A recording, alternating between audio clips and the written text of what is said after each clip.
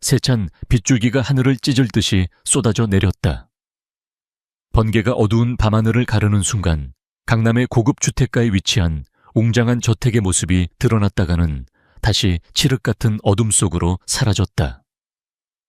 천둥 소리가 세상을 집어삼킬 듯 울려 퍼지는 가운데 육중한 현관문이 거칠게 열리고 한 여인의 연약한 모습이 비정한 손길에 의해 밖으로 내팽개쳐졌다. 서유진은 차가운 대리석 바닥에 맥없이 주저앉았다. 순식간에 온몸을 적시는 비는 8월의 밤 공기라고는 믿기지 않을 만큼 차가웠다. 그녀의 손에서 미끄러진 작은 여행 가방이 열리며 얼마 되지 않는 옷가지들이 흙탕물 위로 쏟아져 나왔다. 감히 어디라고 이 집안의 물건을 들고 나가려 해. 당장 그 더러운 손 치우지 못해. 날카롭고 경멸 가득한 목소리가 유진의 귓전을 때렸다. 시어머니인 박 여사였다. 값비싼 실크 잠옷 차림의 그녀는 팔짱을 낀 채 마치 더러운 벌레를 보는 듯한 눈으로 유진을 쏘아보고 있었다. 그녀의 얼굴은 우아하게 늙어갔지만 지금 그 위에는 잔인함과 냉혹함만이 가득했다. 아에 하나 낳지 못하는 주제에 씨 없는 닭 같은 여자는 우리 강씨 집안에 발들일 자격 없어. 네가 우리 집안의 대를 끊어놓을 셈이냐. 애씨 없는 닭. 그 끔찍한 단어가 비수처럼 유진의 심장에 박혔다. 며칠 전 병원에서 들었던 불임 진단이 그녀의 모든 것을 앗아가는 사형 선고가 될 줄은 꿈에도 몰랐다. 그녀는 떨리는 시선으로 남편 강지훈을 바라보았다. 3년간 사랑을 속삭이고 영혼을 약속했던 남자. 제발 그라면 자신을 변호해 줄 것이라 믿었다. 지훈 씨, 제발 뭐라고 말 좀 해봐요. 우리 약속했잖아요. 유진의 애원 섞인 목소리는 빗소리에 묻혀 힘없이 흩어졌다. 지훈은 최고급 이탈리아제 라운지 웨어를 걸친 채 불편한 기색이 역력한 얼굴로 시선을 피했다. 그의 침묵은 박 여사의 잔인한 언사보다 더 날카로운 칼이 되어 유진의 가슴을 베었다. 뭘 더 어렵게 만들어 서유진. 어머니 말씀이 틀린 거 하나 없어. 마침내 입을 연 그의 목소리는 얼음장처럼 차가웠다. 그 순간 유진의 세상이 무너져 내렸다. 희미하게 붙잡고 있던 마지막 희망의 끈이 산산조각 났다. 박 여사는 코웃음을 치며 서류 뭉치 하나를 유진의 얼굴에 집어 던졌다. 종이들이 비에 젖어 힘없이 바닥으로 떨어져 나뒹굴었다. 내 눈으로 똑똑히 봐. 이게 네가 우리 집안에 안겨준 수치야. 우리 진성그룹의 대가. 너 같은 여자 때문에 끊길 순 없지. 당장 이 집에서 꺼져. 진단서였다. 원인 불명의 불임. 그 몇 글자가 지난 3년간의 결혼 생활, 그녀가 바쳤던 모든 헌신과 희생을 한낱 휴지 조각으로 만들어버렸다. 유진은 쏟아지는 빛 속에서 멍하니 서 있었다. 눈앞에 화려한 저택이 흐릿하게 보였다. 저 안은 따뜻하고 아늑한 그녀의 가정이었다. 적어도 그녀는 그렇게 믿었다. 눈을 감자 과거의 기억들이 파도처럼 밀려왔다. 5년 전 유진은 업계에서 가장 촉망받는 마케팅 전략가였다. 그녀의 손을 거친 상품들은 연이어 대박을 터뜨렸고 27의 나이에 대기업 최연소 팀장 자리를 눈앞에 두고 있었다. 그런 그녀 앞에 지훈이 나타났다. 진성그룹의 유일한 후계자. 그는 젠틀했고 유머러스했으며 무엇보다 유진의 일과 능력을 존중하고 사랑해 주었다. 유진 씨의 그 빛나는 재능, 그 열정이 나를 사로잡았어. 결혼해도 당신의 일을 응원할게. 우리는 그냥 부부가 아니라 세상을 놀라게 할 파트너가 되는 거야. 나는 당신 자체를 사랑하는 거니까. 한강이 내려다 보이는 고급 레스토랑에서 프로포즈를 하며 속삭이던 그의 목소리는 꿀처럼 달콤했다. 유진은 그 말을 의심하지 않았다. 진성그룹의 안주인이라는 자리보다 자신의 능력을 알아주고 함께 꿈을 키워나갈 동반자를 얻었다는 사실에 가슴 벅찼다. 결혼 후 박 여사는 은근히 그녀의 퇴사를 종용했다.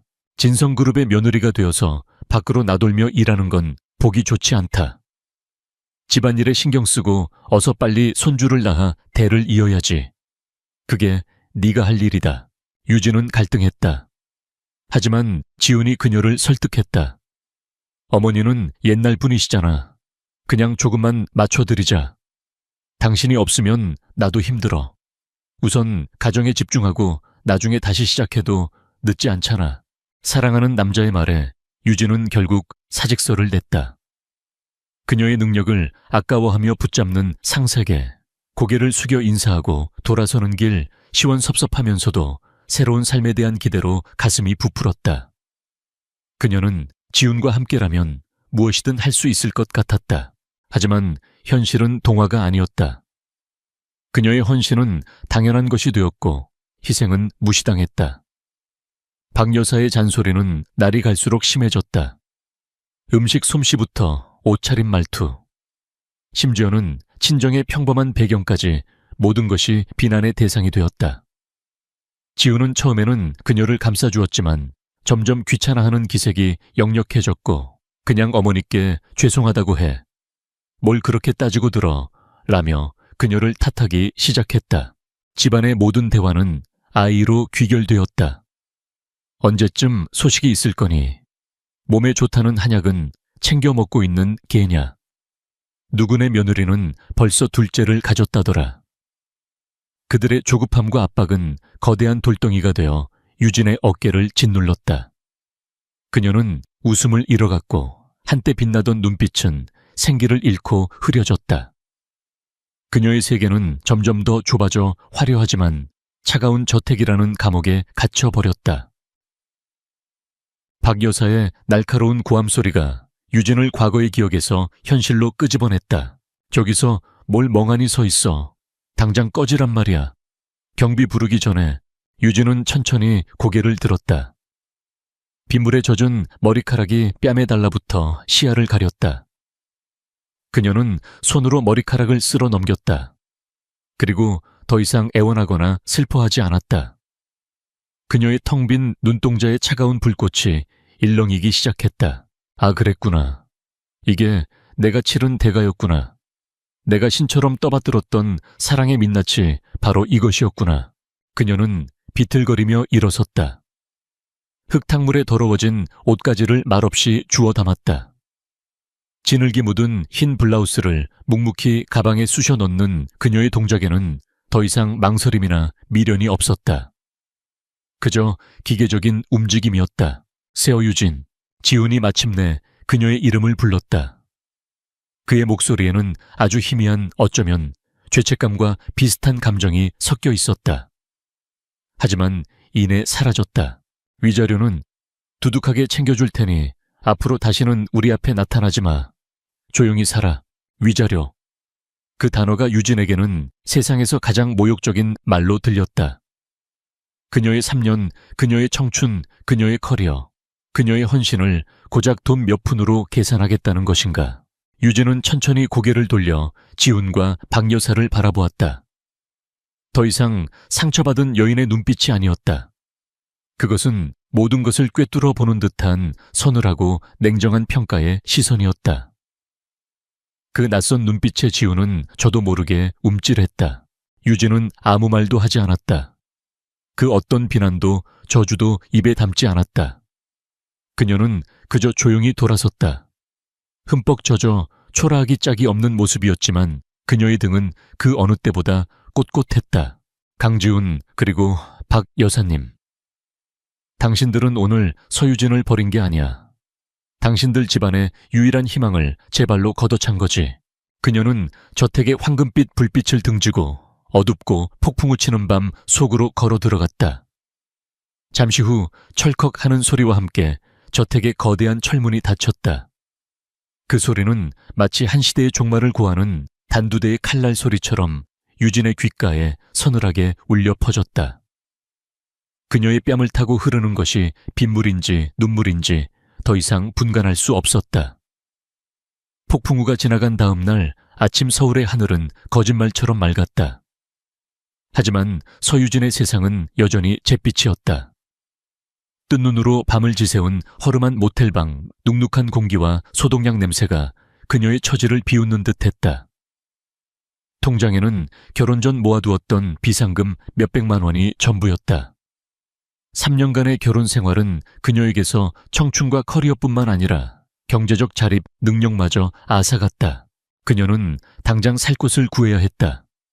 부동산 앱을 뒤져보지만 턱없이 부족한 보증금으로 갈 수 있는 곳은 많지 않았다. 며칠을 발품판 끝에 그녀는 낙원동의 오래된 다세대 주택 꼭대기에 있는 작은 옥탑방을 구했다. 가파른 계단을 올라야 하고 여름에는 찜통, 겨울에는 냉골이 될 게 뻔한 곳이었지만 지금의 유진에게는 사치스러운 안식처였다. 작은 창문 너머로 서울의 스카이라인이 한눈에 들어왔다. 저 멀리 그녀가 어젯밤 쫓겨난 강남의 화려한 불빛이 아득하게 보였다. 유진은 그곳을 향해 등을 돌렸다.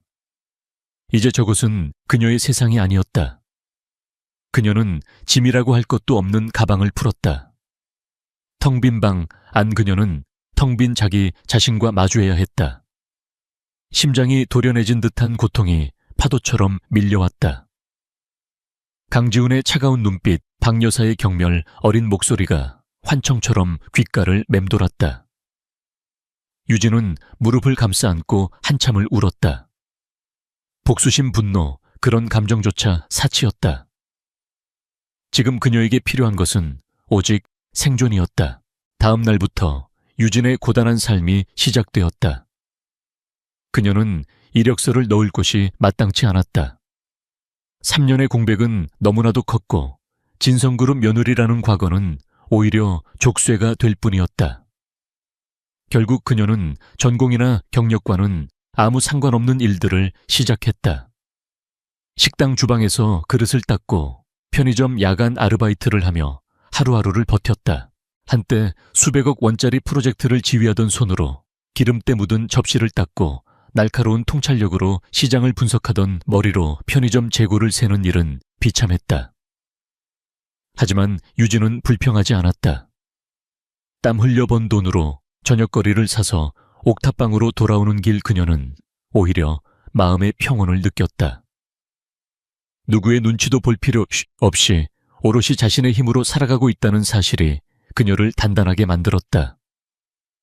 잃어버렸던 서유진이라는 자신을 조금씩 되찾아가는 과정이었다. 그녀의 팍팍한 일상에 작은 온기를 더해준 것은 동네 사람들이었다. 옥탑방 아래층에 사는 친절한 아주머니, 매일 가는 시장의 떡볶이집 할머니. 그 중에서도 유진과 가장 가깝게 지낸 사람은 동네 어귀에서 작은 화장품 가게를 운영하는 오 사장이었다. 푸근한 인상의 40대 여성인 그녀는 유진에게 늘 따뜻한 말을 건네며 힘이 되어 주었다. 어느 날 저녁 유진은 일을 마치고 오 사장의 가게에 들렀다. 가게 안은 손님 하나 없이 썰렁했고 오 사장은 깊은 한숨을 내쉬고 있었다. 아가씨 나이 가게 곧 접어야 할까봐. 네, 왜요? 사장님 무슨 일 있으세요? 오 사장은 잔뜩 쌓인 재고 상자를 가리켰다. 저것 좀 봐. 아우라 그룹에서 새로 나온 안티에이징 크림인데 광고는 엄청나게 하더니만 영 팔리지가 않아. 저거 재고 처리도 못하면 나 길바닥에 나앉게 생겼어. 유진의 시선이 아우라 그룹이라는 로고가 선명한 제품으로 향했다. 고급스러운 금색 패키지, 유명 아이돌 모델의 얼굴이 인쇄된 포스터. 그녀의 직업적 본능이 꿈틀거렸다. 사장님, 제가 한번 봐도 될까요? 유진은 제품을 집어들어 꼼꼼히 살폈다. 성분을 확인하고 제형을 손등에 발라보았다. 그리고 가게에 붙어있는 포스터와 광고 전단지를 유심히 뜯어보았다. 몇 분간의 침묵 끝에 그녀가 입을 열었다. 사장님, 이 제품 실패할 수밖에 없어요. 그게 무슨 소리야. 아우라 그룹이 어떤 회사인데 제품이 나쁘다는 게 아니에요. 오히려 성분 배합은 꽤 훌륭해요. 문제는 이야기가 틀렸어요. 유진은 차분하지만 확신에 찬 목소리로 분석을 시작했다. 이 크림은 45, 50다. 여성의 주름 개선과 탄력을 위한 제품이에요. 그런데 광고 모델은 이제 갓 20살이 넘은 아이돌이죠. 이 제품을 살 사람들은 저 모델을 보면서 내 화장품이라고 생각할까요? 아니요. 내 딸의 화장품이라고 생각하겠죠. 근본적인 공감대 형성에 실패한 거예요. 그녀는 말을 이었다. 게다가 궁극의 럭셔리, 여왕의 품격 같은 광고 문구 좀 보세요. 이 동네에서 화장품을 사는 주부들이 원하는 건 그런 거창한 게 아니에요. 믿을 수 있는 효과, 합리적인 가격, 내일 아침 화장이 잘 받을 거라는 기대감 같은 현실적인 가치죠. 아우라 그룹은 자기들이 하고 싶은 이야기만 했지 소비자들이 듣고 싶은 이야기는 전혀 하지 않았어요. 오 사장은 넋을 잃고 그녀의 말을 듣고 있었다. 마치 전문 컨설턴트에게 브리핑을 듣는 기분이었다. 그럼 난 이제 어떻게? 유진은 잠시 생각하더니 옆에 있던 냅킨 한 장을 집어들었다. 그녀는 냅킨 위에 무언가를 빠르게 그려나가며 설명했다. 일단 저 거창한 포스터는 떼세요. 대신 낙원동 백인의 주부들이 선택한 일주일의 기적 같은 문구를 손글씨로 써서 붙이세요. 그리고 제품을 사가는 단골 손님들께 작은 샘플을 몇 개씩 더 챙겨주면서 어머니나 친한 친구분께 선물해보세요 라고 말하는 거예요. 입소문이 가장 강력한 무기니까요. 그리고 제품 진열도 럭셔리 컨셉이 아니라 보습 라인, 탄력 라인처럼 고객들이 이해하기 쉽게 바꿔야 해요. 그녀의 설명은 막힘이 없었다. 3년간 잠들어 있던 그녀의 재능이 깨어나는 순간이었다. 지푸라기라도 잡는 심정이었던 오 사장은 고개를 끄덕이며 그녀의 조언을 따르기로 했다. 몇 주가 지난 어느 날 오후, 오 사장의 가게는 이전과 달리 동네 아주머니들로 북적이고 있었다. 어머, 이 크림 정말 좋더라.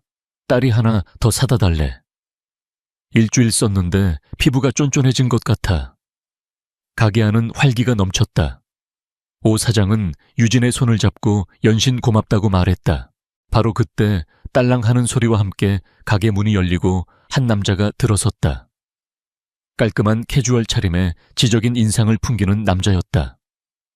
그는 조용히 제품들을 둘러보다가 유진과 오 사장의 대화에 귀를 기울였다. 아가씨 덕분이야 정말. 아우라 그룹 본사에서도 자기들보다 우리가 물건을 더 잘 판다고 신기해하더라니까. 별 말씀을요. 제품 자체가 좋았는걸요. 다만 그 똑똑한 사람들이 아주 기본적인 걸 놓쳤던 것뿐이죠. 남자의 눈이 빛났다. 그는 바로 아우라 그룹의 총수 한태호였다. 야심차게 출시한 신제품 라인의 판매가 부진하자 그는 직접 현장을 돌아보며 원인을 파악하던 중이었다. 유진은 오 사장에게 웃으며 말했다. 그 사람들은 타겟 고객의 목소리를 들으려고 하지 않았어요. 40대 여성에게 필요한 건 젊음의 환상이 아니라 우아한 현실이거든요. 20대 아이돌의 얼굴이 아니라 어제보다 조금 더 나아진 내일의 내 얼굴을 보여줬어야죠. 그게 마케팅의 본질이잖아요. 그 순간 한태호의 머릿속에 무언가 번개처럼 스쳐 지나갔다. 수십억 원을 쏟아부은 마케팅 회의에서 그 누구도 하지 못했던 핵심을 꿰뚫는 분석이었다. 그는 이 작은 동네 가게에서 평범해 보이는 한 여성에게서 해답을 찾은 것이다. 그는 유진에게서 눈을 떼지 못했다. 초라한 옷차림이었지만 그녀의 눈빛은 그 어떤 보석보다도 총명하게 빛나고 있었다. 조용하지만 단단한 목소리에는 전문가의 자신감이 배어 있었다. 한태호는 일부러 다른 제품을 하나 집어 계산대로 갔다. 유진과 짧게 눈이 마주쳤다. 그녀는 가볍게 고개를 숙여 인사하고는 오 사장에게 작별 인사를 하고 가게를 나섰다. 유진의 뒷모습이 사라질 때까지 지켜보던 한태호는 가게를 나와 밖에서 대기하고 있던 수행비서에게 낮고 빠른 목소리로 명령했다. 김 비서, 방금 저 가게에서 나간 여성분 누군지 알아봐. 사소한 것 하나까지 전부 다. 한태호의 머릿속은 복잡했다. 그는 진흙 속에서 진주를 발견한 기분이었다. 아직 다듬어지지 않았지만 그 안에 엄청난 가치를 품고 있는 원석. 그의 입가에 희미한 미소가 떠올랐다. 어쩌면 아우라 그룹의 미래를 바꿀 열쇠를 방금 찾았는지도 모른다. 아우라 그룹 본사 40층 서울의 정영이 파노라마처럼 펼쳐지는 CEO 집무실. 한태호는 책상에 앉아 비서실장인 김민준이 건넨 서류를 읽고 있었다. 그의 미간에 희미한 주름이 잡혔다. 서류의 제목은 서유진 관련 조사 보고서, 오 코스메틱의 유령, 첫비 캠페인. 한태호는 나지막이 읊조렸다. 보고서에는 서유진의 화려했던 과거가 빼곡히 적혀 있었다. 대학 졸업 후 중견 코스메틱 회사인 오 코스메틱에 입사해 출시하는 제품마다 업계의 판도를 바꾸는 전설적인 캠페인을 성공시킨 마케팅의 귀재. 하지만 3년 전 진성그룹의 강지훈과 결혼하며 돌연 업계를 떠났다는 내용까지. 그리고 얼마 전 조용히 이혼 절차를 마쳤다는 간결한 기록도 있었다. 퍼즐 조각이 맞춰졌다. 동네 작은 가게에서 만났던 통찰력 넘치던 그 여인이 바로 업계에서 전설로만 불리던 팬텀이었던 것이다. 한태호는 분노와 안타까움이 뒤섞인 복잡한 감정을 느꼈다. 이 정도의 재능을 가진 인재가 고작 재벌가 며느리라는 허울 속에서 썩어가도록 방치한 이 사회의 낡은 시스템에 대한 분노, 그리고 그녀가 겪었을 고통에 대한 안타까움이었다. 그의 눈에 진성그룹은 단순한 경쟁사를 넘어 그가 가장 경멸하는 구태의연하고 비효율적인 재벌 문화의 상징처럼 보였다. 김 비서, 이분을 만나야겠어. 한태호는 결심한 듯 보고서를 덮었다. 네 회장님, 약속을 잡을까요? 어디로? 아니 회사로는 부르지 마. 그분이 편안하게 느낄 만한 장소로 최대한 예의를 갖추도록. 며칠 후 유진은 낯선 번호로 걸려온 전화를 받았다. 자신을 아우라그룹 회장 비서실장이라고 소개한 남자는 한태호 회장이 개인적으로 만나 뵙고 싶어 한다고 전했다. 유진은 혼란스러웠다. 거대 기업의 총수가 어째서 나 같은 사람을 의심과 경계심이 들었지만 며칠 전 화장품 가게에서의 일이 떠올랐다. 혹시 그때의 조언 때문일까 호기심이 두려움을 이겼다. 그녀는 약속을 수락했다. 약속 장소는 번화가에서 살짝 벗어난 조용한 북카페였다. 유진은 가진 옷 중에 가장 단정한 원피스를 입고 약속 장소로 향했다. 카페 안쪽 창가 자리에 한태호가 먼저 와서 그녀를 기다리고 있었다. TV나 잡지에서 보던 것보다 더 젊고 날카로운 지성이 느껴지는 남자였다. 서유진 씨 맞으시죠? 앉으시죠? 그의 목소리는 낮고 차분했다. 유진은 긴장하며 그의 맞은편에 앉았다. 한태호는 그녀의 개인적인 사정이나 이혼에 대해서는 한마디도 꺼내지 않았다. 그는 오직 그녀의 전문성에 대해서만 이야기했다. 오래전부터 서유진 씨의 명성은 익히 들어 알고 있었습니다. 특히 오코스메틱의 첫비 캠페인을 성공시킨 팬텀이 당신이었다는 걸 알고는 꼭 한번 만나 뵙고 싶었습니다. 유진은 심장이 내려앉는 것 같았다. 잊고 지냈던, 아니 잊으려고 애썼던 과거의 별명을 그가 알고 있다는 사실에 놀랐다. 한태호는 단도직입적으로 본론을 꺼냈다. 서유진 씨께 저희 아우라그룹의 신제품 개발팀 수석 전략가 자리를 제안하고 싶습니다. 그는 동정심에 호소하지 않았다. 철저히 비즈니스적인 필요성을 강조했다. 아우라그룹에는 당신의 눈이 필요합니다. 당신의 관점이 필요합니다. 얼마 전 저희의 실패한 캠페인을 유진 씨께서 정확하게 진단해 주셨던 것처럼 말입니다. 유진의 마음이 흔들렸다. 하지만 두려움이 더 컸다. 치열한 기업의 세계 압박감, 사내 정치. 그 모든 것이 끔찍한 과거의 상처를 떠올리게 했다. 저는 3년이라는 공백기가 있습니다. 예전의 제가 아니에요. 그녀의 목소리는 미세하게 떨리고 있었다. 그 말에 담긴 자조와 불안감을 한태호는 정확히 읽어냈다. 그는 부드럽지만 단호한 어조로 말했다. 공백기는 재능을 지우지 못합니다. 서유진 씨, 진흙 속에 묻혀 있었다고 해서 다이아몬드가 돌멩이가 되는 건 아니죠. 저는 동정심으로 이 자리를 제안하는 것이 아닙니다. 당신이 다시 한번 당신의 가치를 증명할 수 있는 전장을 제안하는 겁니다. 내게 증명하는 것이 아니라 당신 자신에게 말입니다. 당신 자신에게. 그 말이 유진의 가슴 깊은 곳을 울렸다. 그녀가 잃어버렸던, 그리고 되찾고 싶었던 것은 바로 자기 자신이었다. 자신의 재능을 존중하고 그 가치를 알아봐주는 이 남자의 눈빛은 지난 3년간 그녀를 올감했던 모든 경멸과 무시의 시선들과는 근본적으로 달랐다. 그것은 동반자의 눈빛, 전우의 눈빛이었다.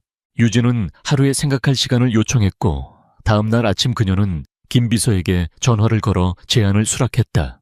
아우라그룹 신제품 개발팀 사무실. 유진의 첫 출근 날 사무실은 미묘한 긴장감으로 술렁였다. 한태호 회장이 직접 그녀를 팀에 소개했기 때문이다. 팀장인 박진수는 노골적인 의심의 눈초리를 보냈다. 그는 오직 실력으로만 밑바닥부터 올라온 인물이었기에 낙하산 인사를 극도로 혐오했다.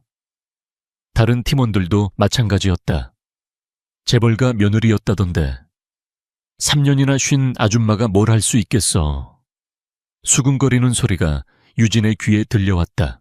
아니나 다를까 박 팀장은 그녀에게 사내에서 죽은 프로젝트로 불리는 기획안을 던져주었다. 몇 달째 표류 중인 천연 유기농 스킨케어 라인 개발 프로젝트였다. 시장성이 불투명하고 컨셉이 모호하다는 이유로 모두가 기피하는 골칫거리였다. 그리고 공교롭게도 이 프로젝트의 가장 강력한 경쟁 제품은 바로 진성그룹의 스테디셀러인 더 헤리티지 라인이었다. 그것은 명백한 시험이자 견제였다.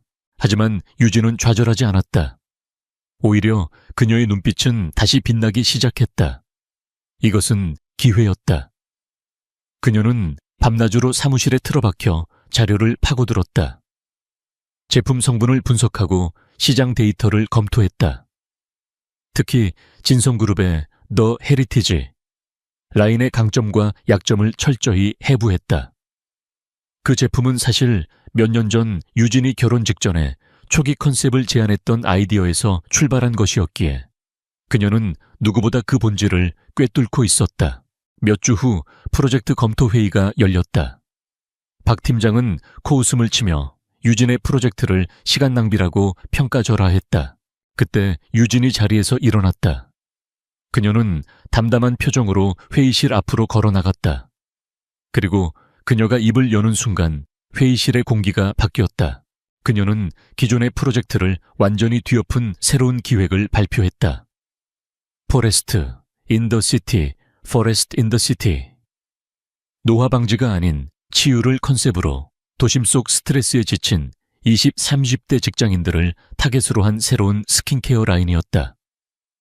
제품의 이름, 패키지 디자인, 그리고 소비자의 감성을 파고드는 스토리텔링 마케팅 전략까지 모든 것이 완벽하게 재구성되어 있었다. 특히 진성그룹 제품에 대한 그녀의 분석은 치명적일 정도로 날카로웠다. 진성그룹의 더 헤리티지는 전통과 고급스러움을 강조합니다. 하지만 그들의 고객은 늙어가고 있습니다. 젊은 세대는 그들의 무겁고 올드한 이야기에 더 이상 귀 기울이지 않습니다. 우리는 전통이 아닌 공감으로, 권위가 아닌 위로로 다가가야 합니다. 발표가 끝나자 회의실은 잠시 정적에 휩싸였다. 이내 감탄 섞인 웅성거림이 터져 나왔다. 회의 내내 회의적인 표정이던 팀원들의 눈빛이 경외감으로 바뀌어 있었다. 박 팀장은 할 말을 잃은 채 멍하니 그녀를 바라보았다. 회의실 뒤편에서 조용히 모든 것을 지켜보던 한태호의 입가에 만족스러운 미소가 걸렸다. 그는 자리에서 일어나 앞으로 나왔다. 박 팀장, 오늘부터 포레스트 인 더 시티는 신제품 개발팀의 최우선 프로젝트입니다. 예산과 인력 전폭적으로 지원하세요. 그리고 그는 유진을 바라보며 말했다. 진짜 이야기가 무엇인지 시장에 제대로 한번 보여줍시다. 서유진 수석님, 서유진 수석님. 그 호칭을 듣는 순간 유진은 몇 년 만에 처음으로 가슴 벅찬 전율을 느꼈다. 자신을 향한 의심의 눈초리들이 존중의 시선으로 바뀌는 것을 온몸으로 체감했다. 화려한 저택의 인형이 아닌 자신의 이름과 능력으로 당당히 선 전문가 서유진으로서의 부활. 그 찬란한 서막이 오르고 있었다. 포레스트 인 더 시티의 론칭은 단순한 신제품 출시가 아니었다. 그것은 하나의 사건이었다. 서유진의 전략에 따라 아우라그룹은 시끄러운 미디어 행사 대신 성수동의 한 갤러리를 개조한 팝업 스토어를 열었다. 도심 속 힐링 숲이라는 컨셉에 맞춰 내부는 실제 식물과 흙나무로 꾸며졌고 방문객들은 제품을 테스트하는 것을 넘어 오감으로 치유를 경험했다. 전략은 정확히 들어맞았다. 거물급 연예인 대신 진정성 있는 마이크로 인플루언서들과 일반 소비자들의 체험 후기가 SNS를 통해 폭발적으로 퍼져나갔다. 광고가 아니라 작품, 내 피부에 주는 휴식이라는 찬사가 쏟아졌다.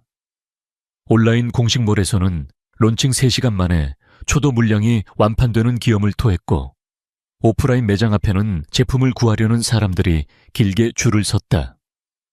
매출은 예상을 아득히 뛰어넘어 연일 신기록을 경신했다. 언론은 이를 감성 마케팅의 혁명이라 부르며 연일 대서특필했다. 유진은 팝업 스토어 한쪽 구석에서 조용히 그 광경을 지켜보고 있었다. 그녀의 얼굴은 평온했지만 눈동자는 3년 만에 되찾은 자부심으로 반짝였다.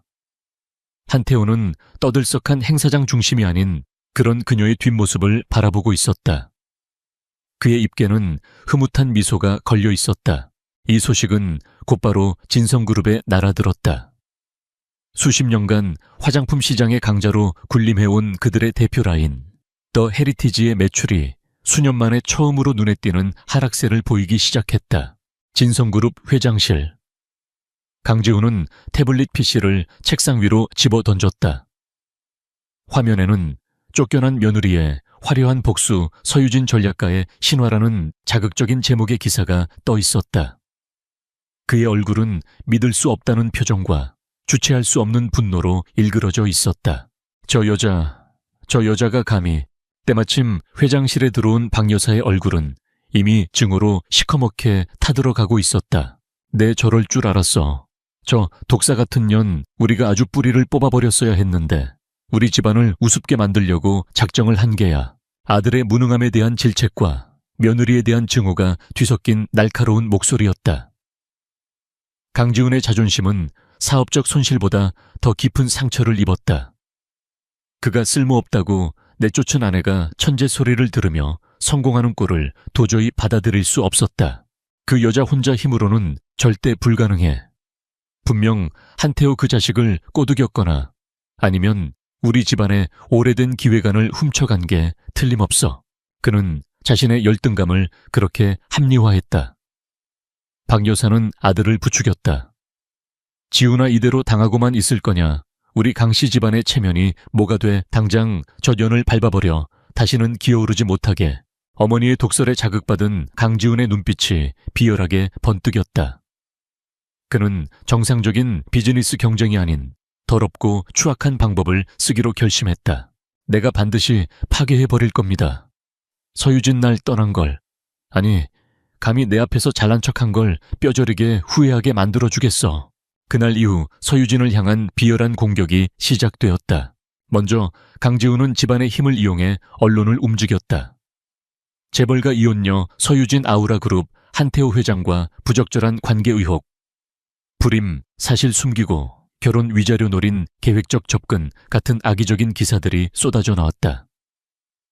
익명의 온라인 게시판에는 그녀를 돈에 눈이 먼 야심가로 매도하는 글들이 조직적으로 유포되었다. 그녀의 실력은 한태호 회장을 유혹한 대가이며 그녀의 성공은 모두 부도덕한 관계에서 비롯되었다는 내용이었다. 개인적인 공격에 이어 제품에 대한 교묘한 흠집 내기도 시작되었다.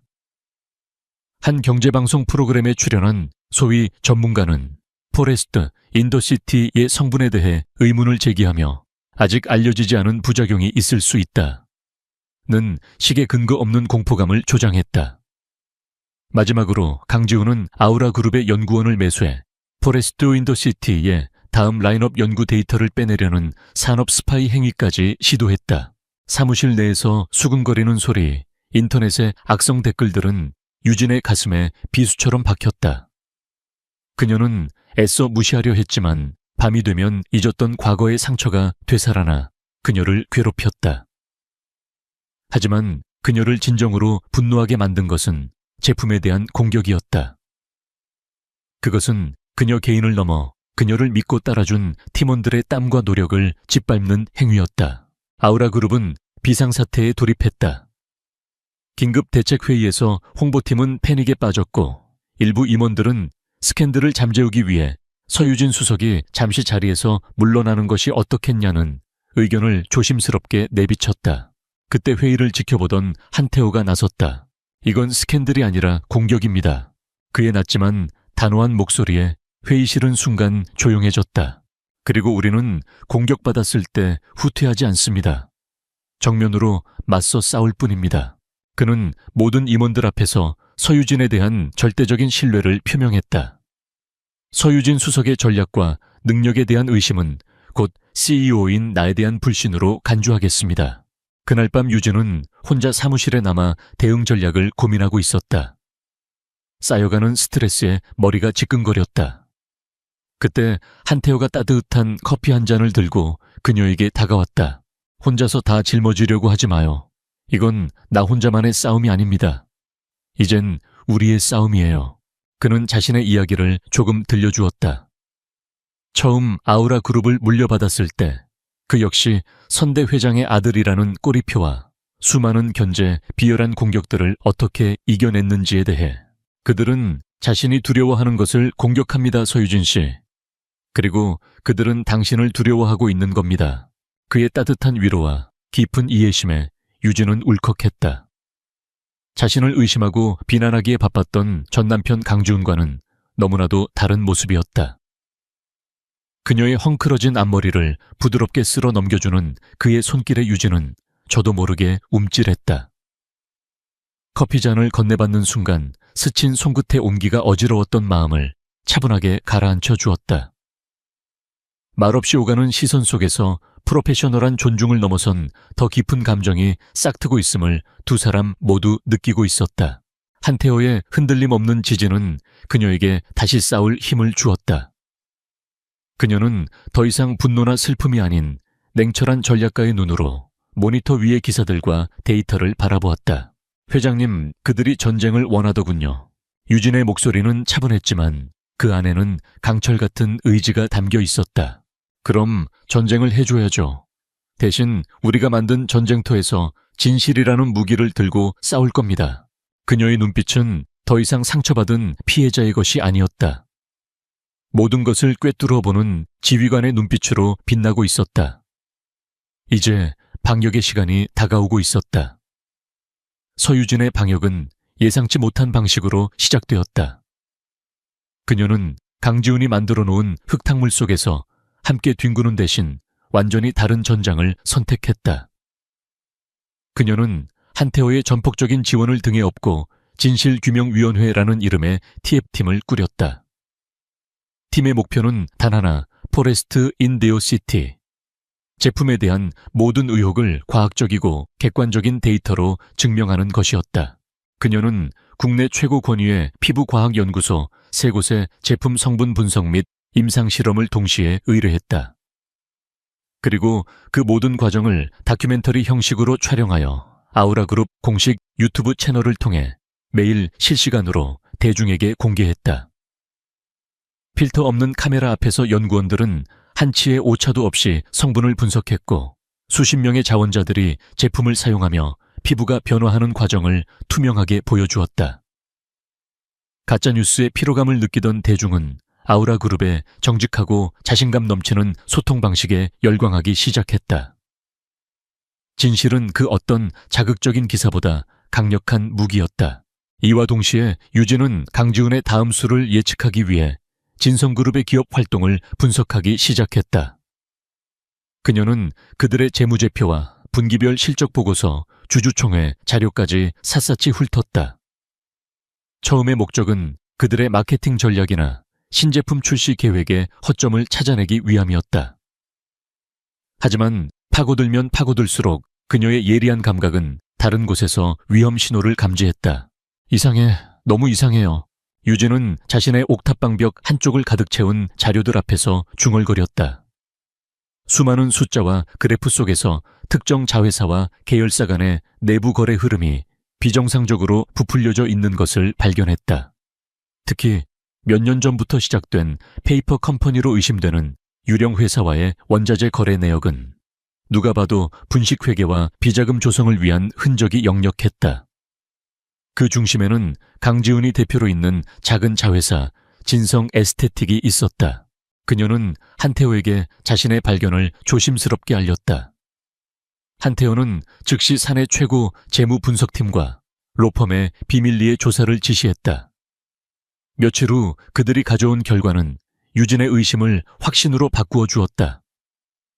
강지훈과 박 여사가 수년에 걸쳐 회사의 자금을 빼돌려 거액의 비자금을 조성했으며 이를 통해 각종 로비 활동과 사적인 부를 축적해왔다는 명백한 증거들이었다. 포레스트, 인더시티를 공격하기 위해 언론과 전문가를 매수한 자금 역시 그 비자금에서 나왔을 가능성이 컸다. 이건 단순한 비즈니스 경쟁이 아니라 범죄였군요. 유진은 차갑게 식어가는 커피잔을 내려다보며 말했다. 그녀는 강지훈이 무능하고 비열하다고는 생각했지만 이 정도의 거대한 사기극을 벌이고 있을 줄은 상상도 못했다. 한편 연일 계속되는 경무와 스트레스로 유진의 몸은 조금씩 망가져가고 있었다. 그녀는 종종 어지러움을 느꼈고 소화불량에 시달렸다. 과거의 트라우마가 악몽이 되어 매일 밤 그녀를 찾아왔다. 곁에서 이를 지켜보던 한태호는 더 이상 안 되겠다고 판단했다. 세호 수석님, 일도 좋지만 건강이 먼저입니다. 제가 아는 최고의 병원이 있으니 종합검진을 한번 받아보시죠. 강요가 아니라 CEO로서 내리는 명령입니다. 그의 강경하면서도 걱정스러운 태도에 유진은 마지못해 고개를 끄덕였다. 그녀의 머릿속에 병원이라는 단어는 불임이라는 끔찍한 진단과 동의어처럼 남아있었지만 그녀는 더 이상 과거에 얽매여서는 안 된다고 생각했다. 그녀가 찾은 곳은 철저한 보안과 최고의 의료진으로 정평이 나 있는 VIP 전문 병원이었다. 며칠 후 검사 결과를 듣기 위해 초조한 마음으로 진료실에 들어섰다. 백발이 성성한 인자한 인상의 원장이 그녀의 차트를 보며 고개를 갸웃거렸다. 서유진님, 혹시 최근에 큰 수술을 받으셨거나 어떤 질병을 앓으셨던 적이 있나요? 아니요, 없습니다. 왜 그러시죠? 원장님, 어디 안 좋은 곳이라도. 유진의 심장이 철렁 내려앉았다. 원장은 안경을 고쳤으며 차트를 다시 한번 들여다보더니 믿을 수 없다는 표정으로 말했다. 결론부터 말씀드리자면 아주 건강하십니다. 약간의 스트레스성 위염 외에는 아무런 문제가 없어요. 특히 자궁이나 난소 기능은 동년배 여성들보다 훨씬 건강한 수준입니다. 유진은 자신의 귀를 의심했다. 네, 그게 무슨... 제가 불임이라고 들었는데요. 원장은 의아한 표정을 지었다. 불임이라니요. 어떤 검사를 근거로 그런 진단을 내렸는지 모르겠지만 그건 명백한 오진입니다. 서유진님은 임신 능력에 전혀 문제가 없습니다. 원하신다면 당장이라도 건강한 아이를 가질 수 있는 상태예요. 순간 유진의 머릿속이 새하얗게 비었다. 시간과 공간이 멈춘 듯한 정적. 그녀는 의사의 말을 이해할 수 없었다. 지난 3년간 그녀의 삶을 지옥으로 몰아넣었던 그 끔찍한 진단이 오진이라고. 그럴 리가 없어요. 강남제일병원 김정수 원장에게 직접 진단받은 결과입니다. 유진이 떨리는 목소리로 병원과 의사의 이름을 말하자 원장의 얼굴이 순간 굳어졌다. 그는 무언가 짐작했다는 듯 조심스러운 목소리로 물었다. 혹시 진성그룹과 관련이 있으십니까? 그 말에 유진의 심장이 쿵 하고 바닥으로 떨어졌다. 원장은 무거운 한숨을 내쉬며 말했다. 김정수 원장은 몇 년 전 의료 기록 조작 혐의로 내부 조사를 받은 적이 있습니다. 증거 불충분으로 무혐의 처분을 받긴 했지만 업계에서는 진성그룹 박 여사의 비호를 받았다는 소문이 파다했습니다. 돈을 받고 멀쩡한 사람을 환자로 만들거나 반대의 경우도 가능하다는 더 이상 들을 필요가 없었다. 모든 퍼즐 조각이 맞춰지며 끔찍한 진실이 모습을 드러냈다. 박 여사. 그녀는 처음부터 유진을 며느리로 받아들일 생각이 없었던 것이다.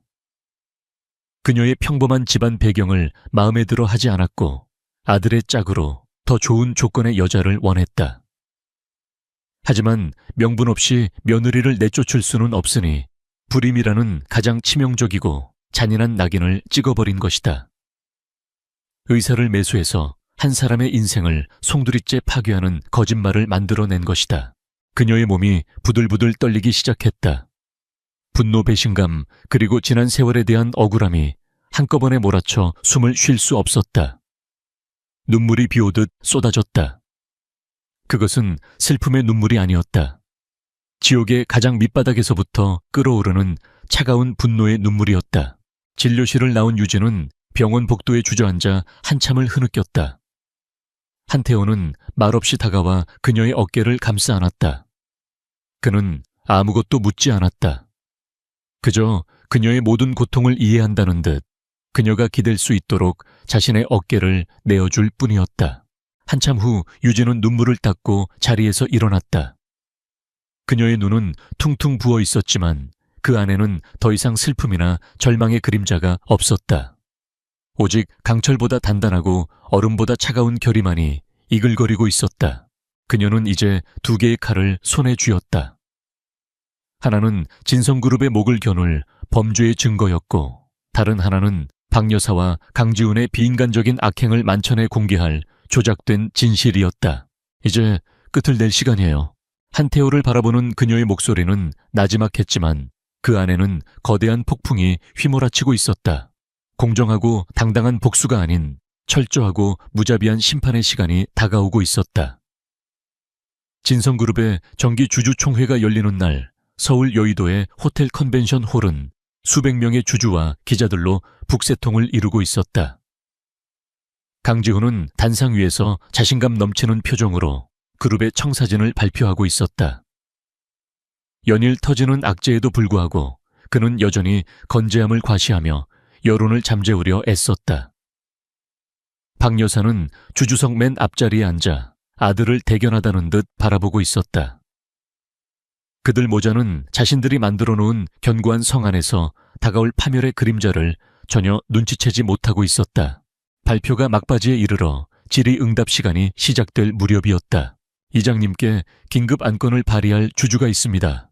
장내 스피커를 통해 울려 퍼진 차분하면서도 단호한 목소리. 모든 시선이 소리가 들려온 컨벤션 홀의 입구로 향했다. 문이 열리고 서유진이 당당한 모습으로 걸어 들어왔다. 그녀의 뒤에는 아우라 그룹의 법무팀과 회계법인 관계자들이 서류 뭉치를 든 채 따르고 있었다. 그녀는 한태호로부터 위임받은 아우라 그룹의 주주 자격으로 그곳에 나타난 것이었다. 세어, 서유진, 강지훈의 얼굴이 하얗게 질렸다.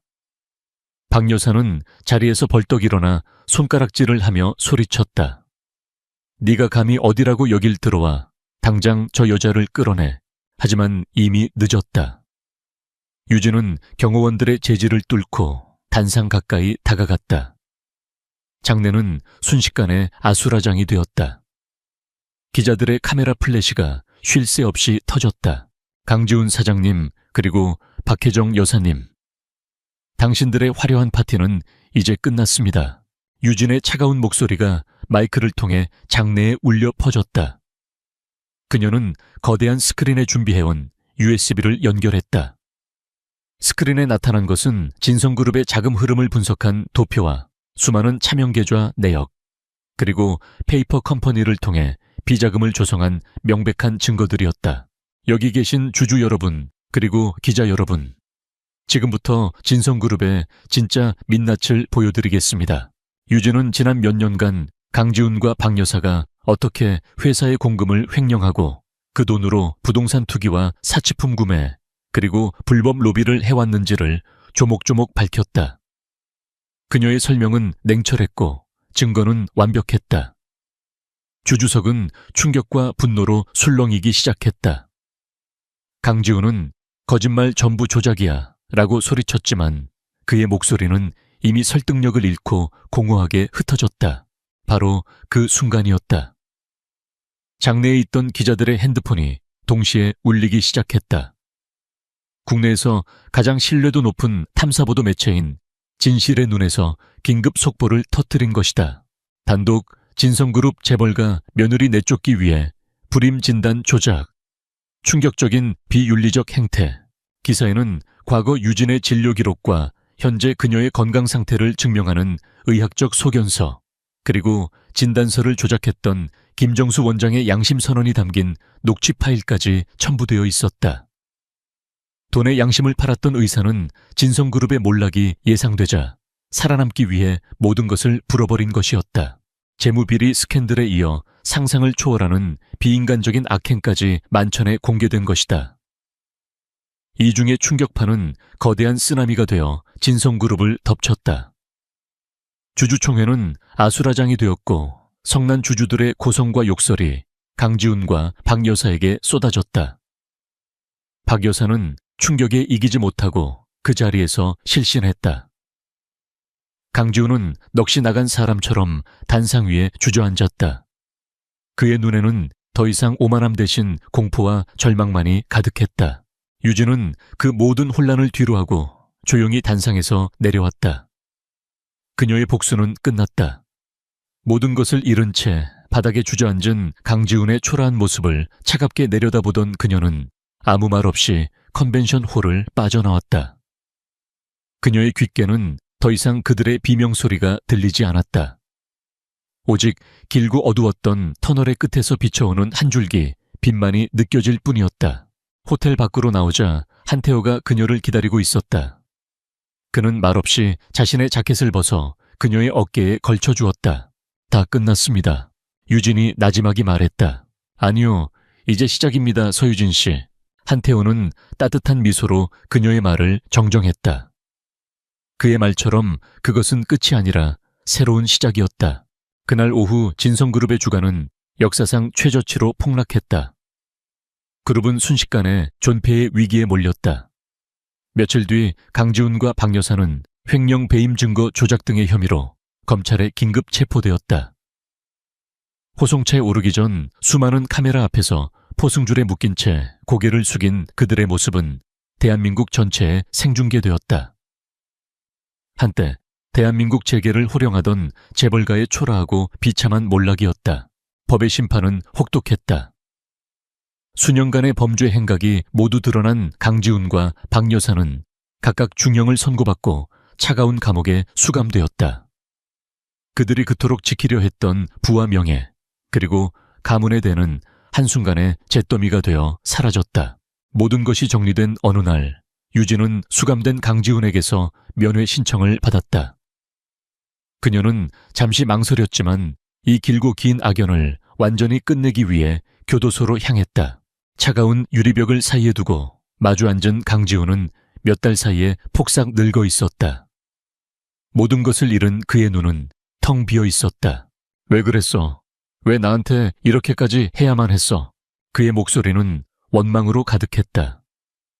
유진은 그를 조용히 바라보다가 나지막이 입을 열었다. 당신은 아직도 뭘 잘못했는지 모르는군요. 난 당신에게 복수한 게 아니에요. 진실을 밝혔을 뿐이지. 당신들이 버린 진실, 당신들이 짓밟은 진실을 제자리로 돌려놓았을 뿐입니다.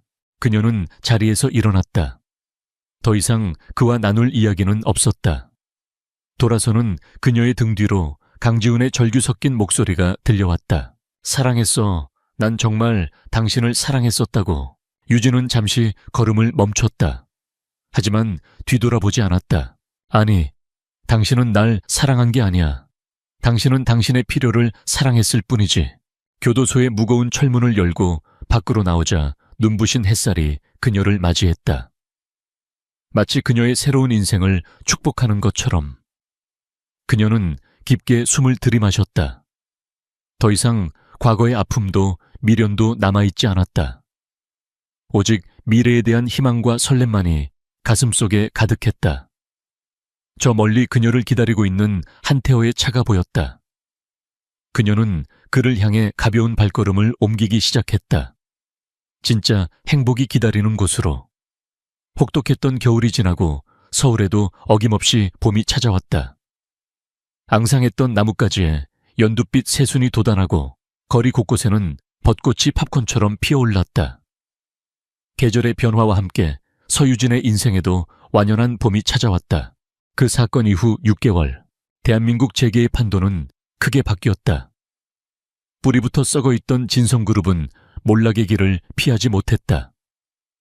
결국 시장의 냉혹한 심판 아래 여러 개의 조각으로 분해되어 경쟁사들에게 흡수 합병되었고 수십 년간 이어져 온 진성이라는 이름은 역사 속으로 완전히 사라졌다. 아우라그룹 본사 35층 신설된 글로벌 전략본부. 세오 전무님, 뉴욕지사에서 보낸 팝업 스토어 시안입니다. 검토 부탁드립니다. 수고했어요, 박 팀장.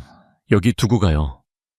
그리고 지난번 신입사원들이 제안했던 아이디어 긍정적으로 검토해서 보고서 올려줘요. 젊은 감각이 필요할 때니까. 세오 전무. 이제는 모두가 그녀를 그렇게 불렀다. 유진은 파격적인 승진을 거듭하여 아우라그룹 최연소 여성 임원이자 글로벌 전략본부를 이끄는 핵심 인재가 되어 있었다. 한때 그녀를 의심의 눈초리로 보던 박진수 팀장은 이제 그녀의 가장 든든한 오른팔이 되었고 팀원들은 그녀를 존경하고 따랐다. 그녀의 주변에는 더 이상 경멸과 동정이 아닌 건강한 신뢰와 존중의 공기가 흐르고 있었다. 그녀의 손에서 탄생한 포레스트 인디어 시티는 국내를 넘어 아시아 시장까지 석권한 메가 히트 브랜드가 되었고 이제는 미국과 유럽 시장 진출을 눈앞에 두고 있었다. 유진은 자신감 넘치고 유능했으며 무엇보다 행복해 보였다. 그녀는 더 이상 과거의 그늘 아래 사는 상처받은 여인이 아니었다. 자신의 힘으로 운명을 개척하고 스스로 빛을 내는 존재가 되어 있었다. 주말 서울을 벗어난 한적한 강변의 작은 한옥 펜션. 유진과 태호는 나란히 툇마루에 앉아 잔잔히 흐르는 강물을 바라보고 있었다. 시끄러운 도시의 소음 대신 부드러운 바람소리와 새소리가 두 사람을 감싸고 있었다.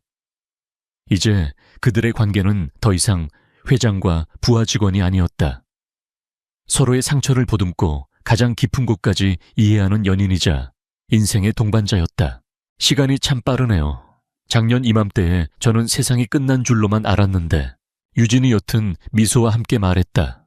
그때의 서유진 씨는 자신이 얼마나 강한 사람인지 몰랐을 뿐이에요. 태호가 따뜻한 눈빛으로 그녀를 바라보며 말했다. 솔직히 고백하자면 처음에는 당신의 재능에 끌렸습니다.